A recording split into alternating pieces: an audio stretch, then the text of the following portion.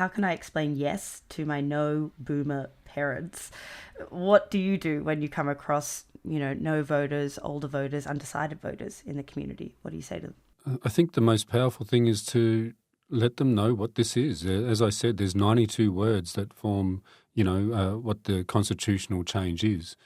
And it's simply recognising that we have an Aboriginal and Torres Strait Islander heritage and history that we should celebrate. So recognising the First Peoples and doing it in a practical way, an advisory voice to improve health, education, employment.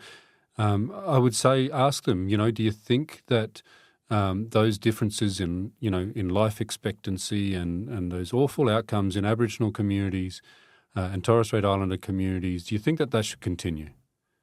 Do you think that's because of Aboriginal and Torres Strait Islander people themselves, or do you think we can do better, as a nation? And it begins right here. And you've got nothing to lose and everything to gain for it.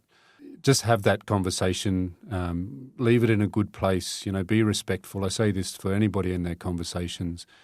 Provide people with the information. It's there in black and white, recognition and listening. How could you say no to that?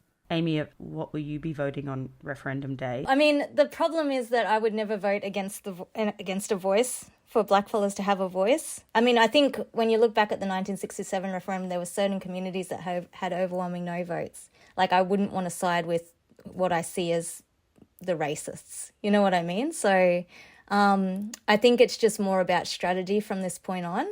And I'm thinking more towards how we strategize as blackfellas to continue to push for justice regardless of what happens. You know what I mean? I think we still have those radical imaginaries we can still foster, and we can push regardless of whatever happens in the next coming months.